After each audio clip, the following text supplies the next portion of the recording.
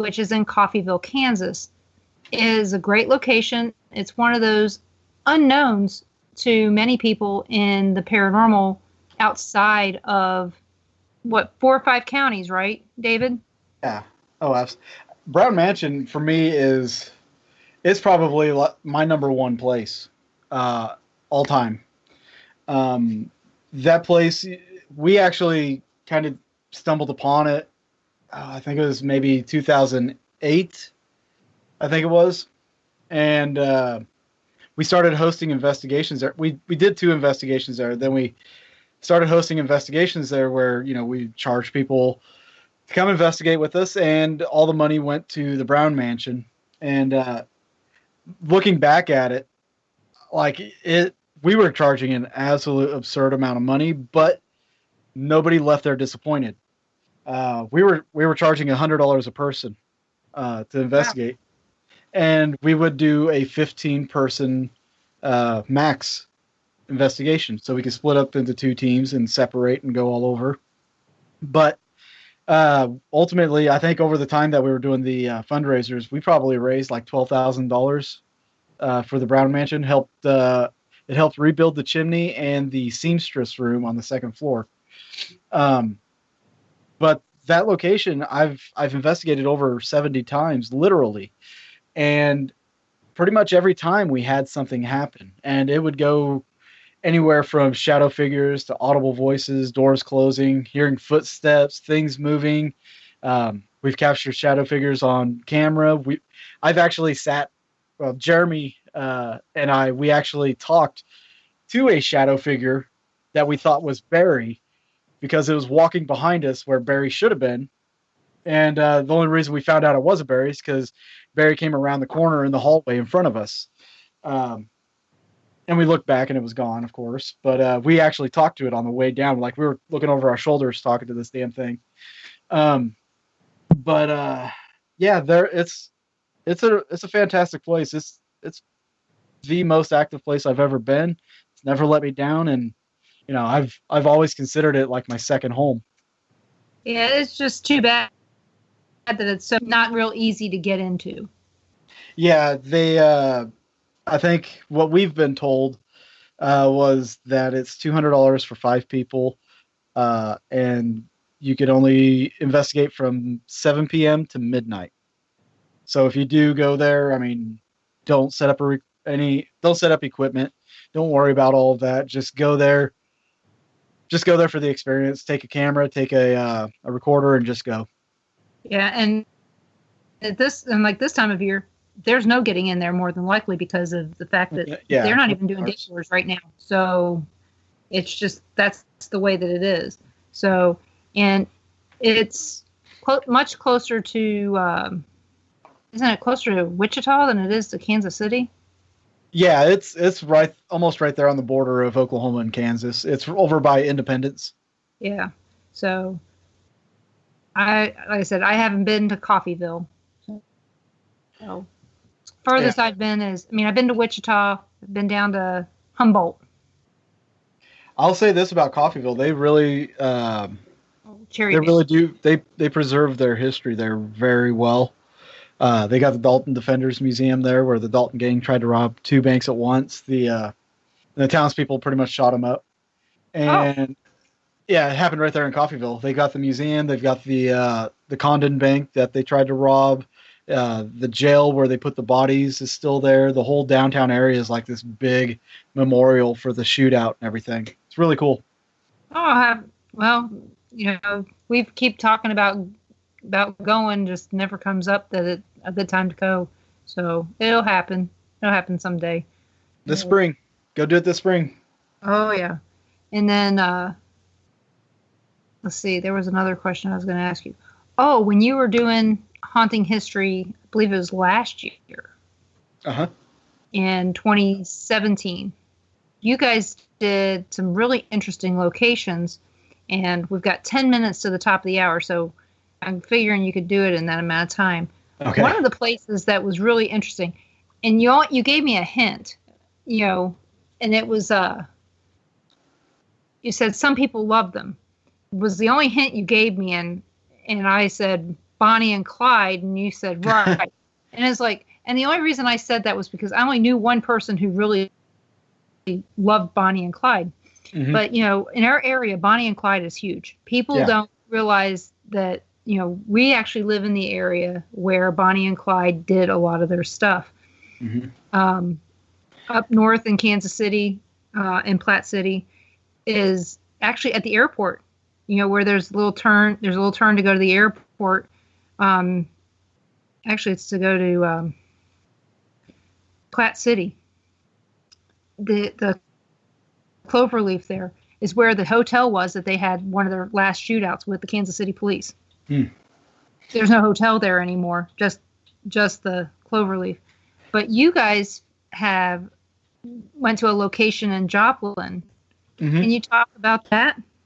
Yeah, it's an apartment that's in Joplin that Bonnie and Clyde actually stayed at. It was being rented out by Blanche and Buck Barrow, and the five of them, the I can't think of the guy's name right now. Their driver, who's actually a 16-year-old kid. They all stayed there for 2 weeks, and it said that they did some crime sprees here. Like they were doing some bootlegging. Supposedly they robbed a jewelry store down in Neosho or something like that. But or at least it got robbed and they got pinned for it. But the apartment, the neighbors kept seeing these people like partying all night and, you know, sleeping all day, and they eventually got suspicious, called the cops, and the cops didn't know it was Bonnie and Clyde, so, you know, they didn't show up very heavily armed, and I think there were two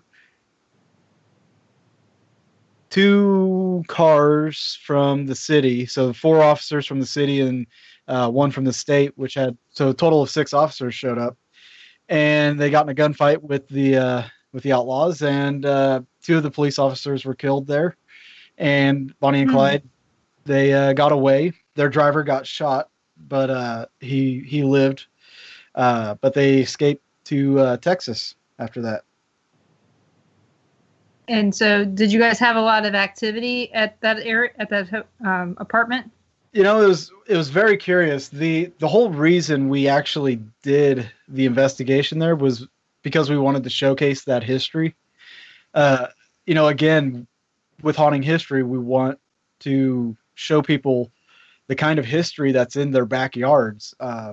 And the Bonnie and Clyde house, if you're not from Joplin, for the most part, you don't even know about it. And if you are from Joplin, you don't even know where it's at, if you have heard of it. And, you know, we wanted to really show that off because Bonnie and Clyde were huge in the area. A lot of people don't realize Joplin was a big mob area. And a lot of the stories from that time period, they get lost. And that was something we wanted to really showcase. So when we went there, the place was locked up. It had just been sold. And to our luck, the owner showed up right as we were getting ready to leave. And she gave us a tour. There's still bullet holes that are left in the concrete of the house, in the drywall. There's knife marks in the floor where somebody would play mummly peg, where they just throw the knife down there. Some carvings in the floor.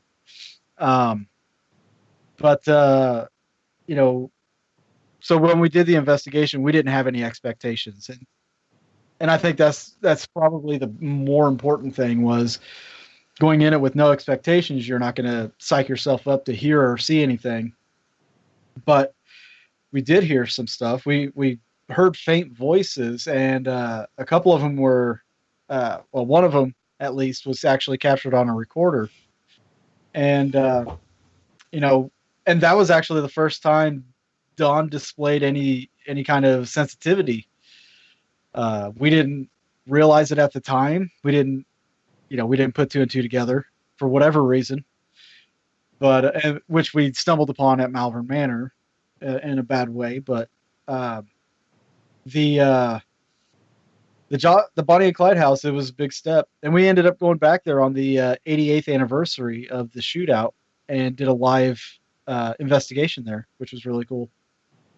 Yeah, I remember that, and like I said, I thought it was interesting. Does somebody live there now? The owner actually lives, I think, in Wheaton, Missouri, or she lives in another town over, or a couple towns over.